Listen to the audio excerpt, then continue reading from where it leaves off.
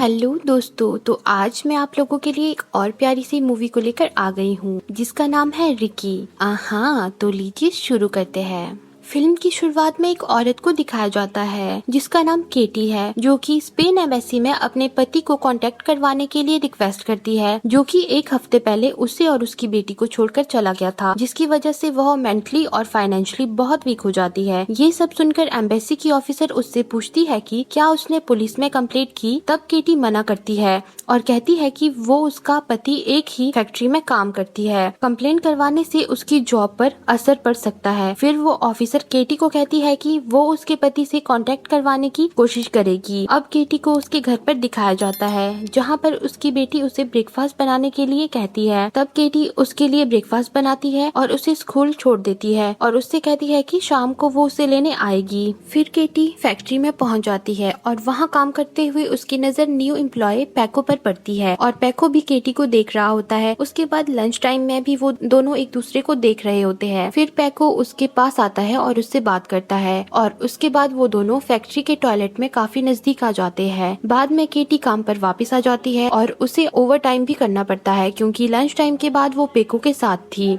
जिसकी वजह से केटी अपनी बेटी लिसा को लेने भी काफी देर से जाती है। अगले दिन भी सेम रूटीन चलता है जहाँ पर पेको केटी को डेट पर आने के लिए पूछता है, जिसके बाद केटी लिसा को घर पर अकेला छोड़कर पेको के साथ डेट पर चली जाती है। डेट पर पेको केटी से उसके पति और बच्चों के बारे में पूछता है, जहाँ केटी उसे अपने पति और लिसा के बारे में बताती है और बताती है कि उसका पति लिसा को जन्म से पहले ही मार देना चाहता था, पर केटी के ऐसा ना करने पर वह उसे छोड़कर चला जाता है। फिर पेको भी केटी से कहता है कि उसकी भी कुछ समय पहले स्पेन में शादी हुई थी, पर यह ज्यादा समय तक नहीं चल सकी। फिर वो दोनों केटी के घर पर वापस आते हैं और आपस में एक अच्छा समय व्यतीत करते हैं। मॉर्निंग में केटी लिसा को पेको से इंट्रोड्यूस करवाती है, लेकिन लिसा बिना कुछ बोले अपने कमरे में वापस चली जाती है। फिर केटी लिसा के पास जाती है और उसे बताती है कि हम इनके साथ अपनी फैमिली फिर से शुरू कर सकते हैं। आगे दिखाया जाता है कि अब पेको केटी और लिसा के साथ उनके घर पर ही रहता है और वो दोनों ऑफिस भी साथ में ही जाते हैं, जिसकी वजह से लिसा को कम समय मिल पाता है और वो काफी अकेला महसूस करती है। अब कई महीने बीत जाते हैं और केटी एक ब्यूटीफुल बेबी को जन्म देती है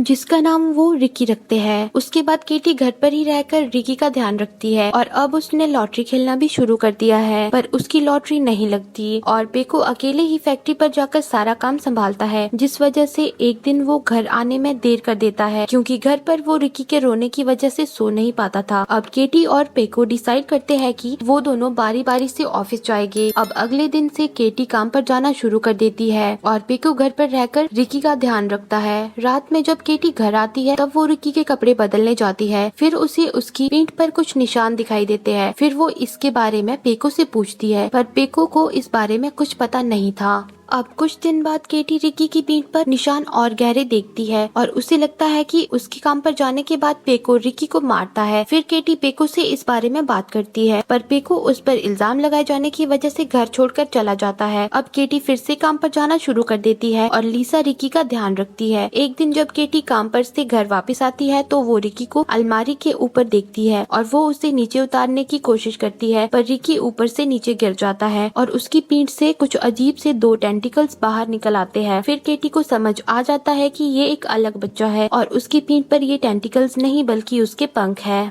थोड़ी समय बाद रिकी के पंख और बड़े हो जाते हैं और वो उसकी शर्ट में भी फंसने लग जाते हैं। तब केटी उसके शर्ट के कॉर्नर्स को काट देती है ताकि वहाँ से उसके पंख बाहर आ सके। अब समय बीतता जाता है और रिकी के पंख भी बड़े होते जाते हैं और इसी बीच पेको लिसा से मिलने उसके स्कूल जाता है, पर लिसा उसे इग्नोर कर देती है। अब केटी बर्ड से रिलेटेड एक बुक लेकर आती है ताकि वो रिकी के बारे में और जान सके और रिकी के लिए वो एक हेलमेट भी लाती है जिससे उसे उड़ते समय चोट न लगे। इसी रात को केटी 2000 यूरोज की लॉटरी जीत जाती है और अगली सुबह केटी और लिसा रिकी के साथ सुपरमार्केट जाती है जहां वो शॉपिंग कर सके। वहां शॉपिंग करते हुए वो रिकी को अकेला छोड़ देती है और रिकी वहां उड़ने लग जाता है, जिससे लोग उसकी वीडियो बनाना शुरू कर देते हैं। कुछ लोगों को लगता है कि ये किसी प्रकार का टॉय है और ये सुपरमार्केट वालों की कोई स्ट्रेटेजी है। सिक्योरिटी रीजन की वजह से सुपरमार्केट को खाली कर दिया जाता है और कुछ गार्ड्स रिकी को पकड़ लेते हैं। उसके बाद रिकी को हॉस्पिटल ले जाया जाता है। वहाँ डॉक्टर कहते हैं कि हमने ऐसा बच्चा कभी नहीं नहीं देखा, जहाँ पर डॉक्टर कहते हैं कि रिकी पर वो टेस्ट करना चाहते हैं, पर वो केटी की मर्जी के बिना ऐसा कुछ नहीं करेंगे। पर केटी टेस्ट करने से मना कर देती है। फिर डॉक्टर रिकी को वहीं रखने की सलाह देते हैं, पर केटी उसे घर ले जाती है। फिर अगले दिन पेको केटी से मिलने आता है, जहाँ वो एक दूसरे को माफ कर देते हैं। पर लिसा को ये सब अच्छा नहीं लगता। उसे लगता है कि पेको की वजह से वो फिर से अपनी मॉम से दूर हो जाएगी। फिर पेको लिसा के रूम में जाता है और रिकी से मिलता है, जहाँ पर रिकी अजीब सा बिहेव करने लगता है और तेजी से उड़ने लगता है, जिसकी वजह से उसे चोट लग जाती है और डॉक्टर उसे देखने आता है और वो पेको और केटी को बताता है कि हम ऑपरेशन से रिकी के पंख निकाल सकते हैं, पर ऐसा करने से उसे बहुत दर्द होगा। पेको डॉक्टर से पूछता है कि अगर हम इसके पंख ऐसे ही रहने दे तो क्या होगा। तब डॉक्टर बताता है कि इससे आजकल के न्यू जनरेशन में उसे सरवाइव करना बहुत मुश्किल हो जाएगा। अब पेको केटी को रिकी की वीडियो के बदले मीडिया वालों से पैसे लेने की आइडिया देता है। पहले तो केटी मना कर देती है, पर अपनी फाइनेंशियल कंडीशन की वजह से वो हाँ कर देती है। अगली सुबह सभी मीडिया वालों के सामने केटी रिकी के पैर पर रस्सी बांधकर उसे उड़ने के लिए छोड़ देती है, पर केटी उसे देखकर सम्मोहित हो जाती है और उसके हाथ से रस्सी छूट जाती है, जिसके कारण रिकी लेक के ऊपर से जंगलों में उड़ जाता है। ये देखकर सारे मीडिया वाले वहाँ से चले जाते हैं। इसके बाद थोड़ा समय बीत जाता है, पर रिकी का कोई पता नहीं चलता। पर केटी को अभी भी उसके लौटने की उम्मीद होती है, पर पेको को लगता है कि अब तक तो वो मर चुका होगा, क्योंकि एक बच्चे का बिना खाए पिए सरवाइव करना मुश्किल होता है। कुछ टाइम बाद रिकी के ना लौटने पर केटी बहुत दुखी हो जाती है और वो लेक में सुसाइड करने के लिए चली जाती है। पर उसी समय रिकी कहीं से उड़ता हुआ वहाँ आ जाता है। वो बहुत ब्यूटीफुल लग रहा था, क्योंकि उसके पंख अब बहुत बड़े हो गए थे, बिल्कुल एक एंजल की तरह। केटी उसे देखकर वहाँ पर बहुत खुश हो जाती है और लेक से बाहर आ जाती है और रिकी फिर से उड़ जाता है। फिर केटी अपने घर वापस आ जाती है और पेको और लिसा को गले से लगा लेती है। आगे दिखाया जाता है कि अब केटी फिर से प्रेग्नेंट है और पेको लिसा को स्कूल छोड़ने जाता है। अब ये तीनों बहुत खुश है और ये सब रिकी की वजह से ही हुआ होता है। इसी के साथ ये मूवी एंड हो जाती है।